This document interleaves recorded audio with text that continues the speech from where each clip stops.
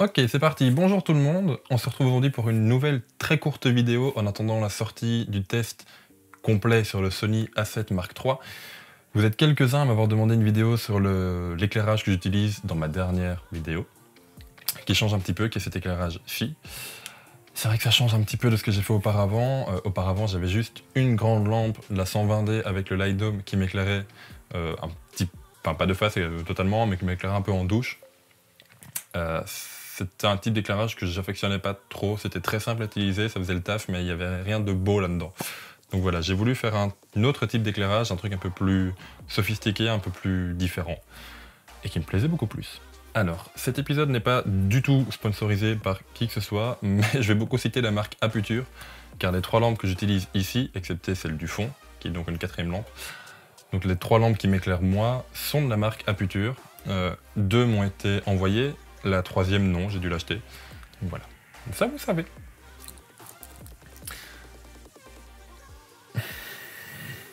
Bon, comme je vous le disais donc, l'épisode n'est pas du tout sponsorisé par Aputure ou Sony ou que sais-je, ou Samsung parce que j'ai mon téléphone. Mais voilà, je parlais surtout de cette marque-là parce que je l'utilise, que je l'aime beaucoup, que j'en fais entièrement confiance et que j'adore leurs produits parce que je les trouve non seulement de bonne qualité mais en plus très pratiques et très bien pensés. Donc voilà, petite pub déguisée, pas du tout. Pour commencer une vidéo sur l'éclairage, on va d'abord couper tous les éclairages. Ça me permettra de recharger ma lampe.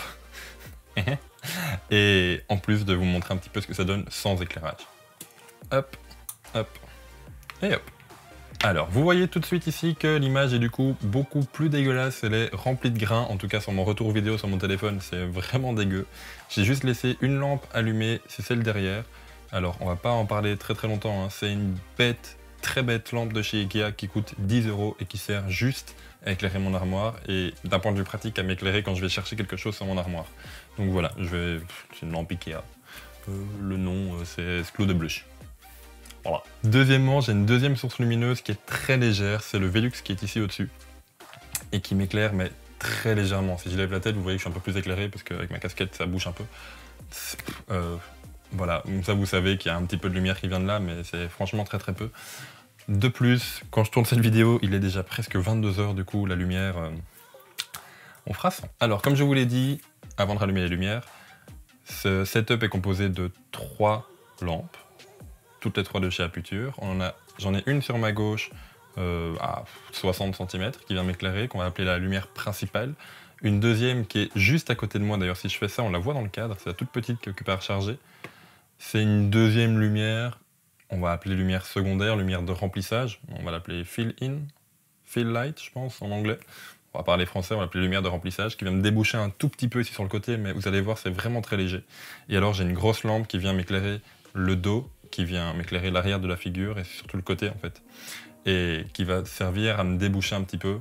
Et en plus, tellement elle est énorme, elle va balancer de la lumière dans toute la pièce, ce qui fait que ça va augmenter la luminosité générale de la vidéo. On va tout de suite commencer parce que l'image est vraiment dégueu.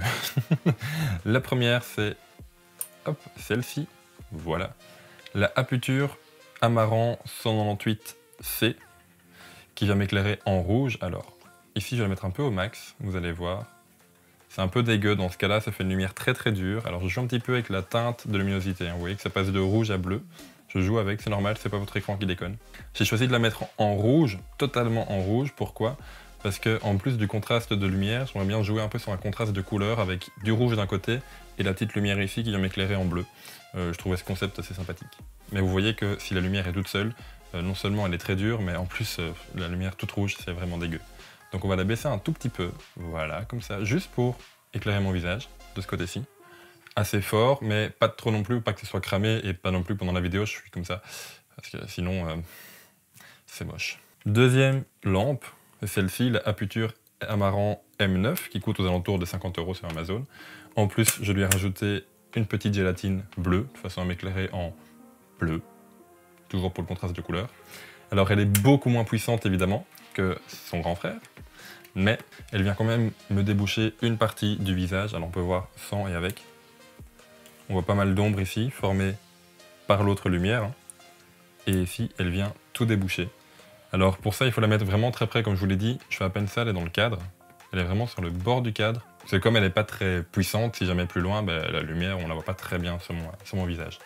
Donc voilà, ça ce sont les deux lumières qui sont sur les côtés, qui viennent m'éclairer le visage et les épaules. D'un côté en rouge, de l'autre côté en bleu. Voilà, j'aimais bien ce contraste-là. Est-ce que je vais le garder? Je sais pas, je verrai bien. Comme je vous disais, pour moi, Aputure est une marque assez pratique, dans le sens où j'ai pas besoin de prise, normalement en tout cas, pour ces deux lampes-là.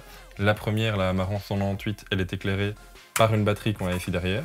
Le tout est fixé sur un GorillaPod, si vous êtes curieux comme ça. Vu que je suis sur un bureau, c'est plus simple. Et la deuxième, la Aputure, elle est rechargeable par USB. D'ailleurs, j'ai ma petite batterie qui est ici, vu qu'elle vient de lâcher. Et c'est un USB mini, celui qu'on trouve sur les téléphones. Du coup, c'est très pratique parce que tout le monde a ce genre de chargeur chez lui. Et pour info, elle est aussi sur un... c'est même pas un GorillaPod, c'est un style de GorillaPod, mais en mode chinois, quoi. Et vu qu'elle est très légère, ça tient dans tous les cas. Alors ça, je vous l'ai dit, ce sont les deux lumières qui m'éclairent principalement. Mais vous allez voir que quand je vais allumer la troisième, qui est la Aputure Lightstorm 120D, alors ils font des noms à rallonge, mais bon voilà. Quand je vais allumer cette lampe-là, ça va déboucher toute la pièce. Alors, cette lampe, je ne vais pas trop m'éterniser dessus, parce que j'en ai déjà fait une vidéo rien que pour elle. La vidéo va s'afficher là, quelque part. C'est une lampe qui coûte un peu plus cher. On est aux alentours, on est sur un budget de 840 € avec le projecteur et le diffuseur. Le Light Dome est juste énorme. Je vais vous le montrer juste après d'ailleurs. Mais il a une puissance juste dingue. Hop, voilà. Voilà sans la 120D, qui est la lumière, comment on appelle ça, la backlight, la lumière de derrière, la lumière de débouchage, on va l'appeler comme ça. Et voilà avec la 120D allumée. Donc un avant et un après. On voit quand même une différence ici sur le côté de mon visage, ainsi que dans le reste de la pièce. Et le dôme est tellement grand que la lumière vient ricocher un petit peu partout sur tous les murs, et donc du coup augmenter la luminosité générale de l'image. Juste pour vous donner un petit indice, enfin pour donner un petit exemple, elle est juste là, et elle est assez grande quand même, hein. Il faut bien se l'avouer, la 120D c'est plutôt ma stock. Du coup je cadre comme ça de façon à ne pas voir la 120D ni la M9, si je tourne trop on la voit dans ce sens là. Pourquoi est-ce que j'utilise trois lumières? Tout simplement une pour venir éclairer mon visage de manière principale, je veux dire, une autre pour déboucher l'autre côté du visage, et une troisième, comme je vous l'ai dit, pour venir me déboucher du fond, pour me donner un petit halo de lumière sur le côté. C'est toujours très joli, très sympa. Est-ce qu'on a besoin d'une lampe à 840 € pour déboucher? Non, pas du tout. Ça pourrait être totalement l'inverse. En parlant budget, ce serait beaucoup plus intelligent de mettre beaucoup plus de budget, beaucoup plus d'argent dans la lampe principale et d'en mettre beaucoup moins dans la lampe de remplissage. Mais voilà, je possède ces trois lampes-là. La pièce où je tourne est faite de telle manière que je ne sais pas mettre la 120D face à moi, vu que là je suis contre un mur. Donc voilà. J'ai fait ça dans ce sens-là, le rendu, moi, me plaît. Ça a l'air de vous plaire également, vu les commentaires sur la dernière vidéo, sur mes impressions sur le Sony A7 III. Donc voilà, je pense que c'est le principal. Dernière chose, pourquoi est-ce que j'utilise une lampe Ikea sur mon étagère? Tout simplement parce que si jamais je ne l'ai pas, toute l'image est noire, enfin toute l'arrière d'image est noire, et donc du coup j'ai vraiment voulu mettre un peu de lumière là-dedans pour éclaircir le tout, pas avoir un fond totalement noir. De plus, vous aurez remarqué une chose, c'est que lorsqu'on éteint tout, vous continuez à regarder la vidéo, pour la simple et bonne raison que même si l'éclairage est très important, la chose la plus importante lorsque vous faites des vidéos,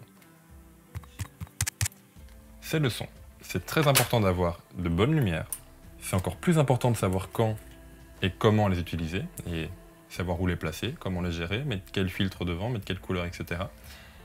Mais une des prochaines vidéos sera plutôt axée sur le son, savoir quel micro utiliser, savoir comment l'utiliser, et je vous parlerai même de comment est-ce que je le traite en post-traitement sur Adobe Audition. Dernière petite chose avant que l'on se quitte, pas mal m'ont parlé également des couleurs de ma dernière vidéo.